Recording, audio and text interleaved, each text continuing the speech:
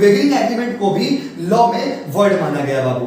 अगला है agreement to do impossible act. So if you agree, if you do the agreement to do the act impossible, if you enter into agreement to perform an impossible act, अगर आप agreement करते हो और वहां पे आप प्रॉमिस करते हो इम्पॉसिबल एक्ट परफॉर्म करने का, तो उस तरह के एग्रीमेंट को वॉइड माना जाएगा। जैसे कि मैं आपको एग्जांपल देता हूं, अगर आपके कोई मित्र आपके पास आते हैं और आपको आकर के कहते हैं कि तुम मुझे 1 लाख रुपया दो, तुम मुझे 1 लाख रुपया दो, मैं तुम्हें गांधी जी से मिलाऊंगा, तुम मुझे 1 लाख रुपया दो, मैं तुम्हें गांधी जी से मिलाऊंगा। My dear student please reply me, क्या ये पॉसिबल है कि गांधी जी को बुलाया जा सकता है? He is a dead person.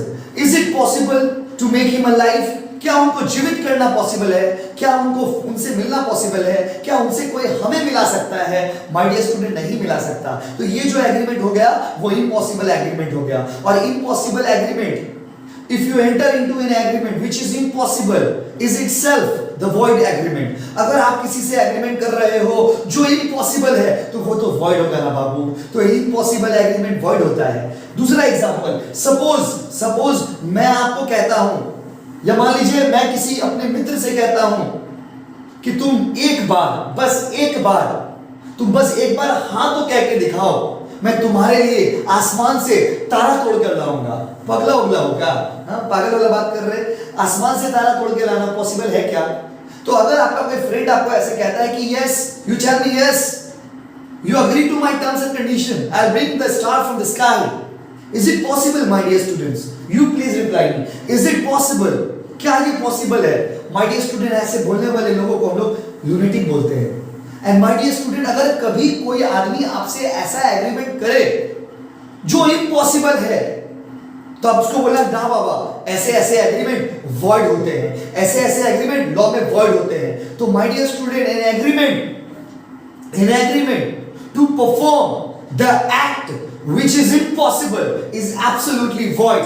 एक एग्रीमेंट अगर आप उन चीजों का कर रहे हो जो चीज इम्पॉसिबल है, जो पॉसिबल टू परफॉर्म नहीं है, उन चीजों को लॉ में इम्पॉसिबल एक्ट कहते हैं। और इम्पॉसिबल एक्ट वाला एग्रीमेंट वॉइड हो जाएगा। आसमान से तारा तोड़ के लाना वॉइड एग्रीमेंट, बस समझ लेना।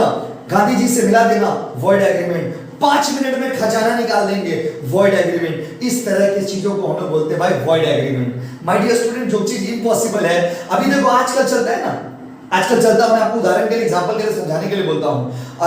तो माय डियर स्टूडेंट्स, जो चीज इम्पॉसिबल है, जो चीज इम्पॉसिबल है उसका एग्रीमेंट अगर आप कर रहे हो, तो अगर आप उसका एग्रीमेंट अगर आप कर रहे हो तो वो वॉइड एग्रीमेंट होगा। Because when you enter into an agreement which is impossible to perform, that shall be considered as void agreement in the eyes of law। तो मैंने आपको कुछ ऐसे एग्जांपल्स अभी दिए जो कि कंप्लीटली void agreement के कैटेगरी में आते हैं, जिसमें से एक एग्जांपल है void agreement हो जाएगा हर वो चीज जो चीज इम्पॉसिबल है। अगर कोई ऐसा एग्रीमेंट आप कर रहे हो जो इम्पॉसिबल है तो वो void हो जाएगा।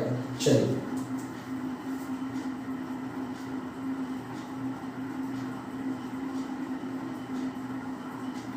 अभी सवाल ये है, तो ये हम लोगों ने पढ़ लिया चैप्टी मेंटेनेंस क्या है, कौन कौन सा एग्रीमेंट वॉइड होगा वो हम लोगों ने पढ़ा। अभी मैं आपको वेगरिंग एग्रीमेंट पढ़ाऊंगा। माय डियर स्टूडेंट, वेगरिंग एग्रीमेंट क्या होता है समझिएगा ध्यान से। माय डियर स्टूडेंट्स, वेगरिंग एग्रीमेंट को अगर आप सिंपल शब्दों में कहोगे, अगर आप लोकल लैंग्वेज में कहोगे, उसे हम लोग बेटिंग कहते हैं।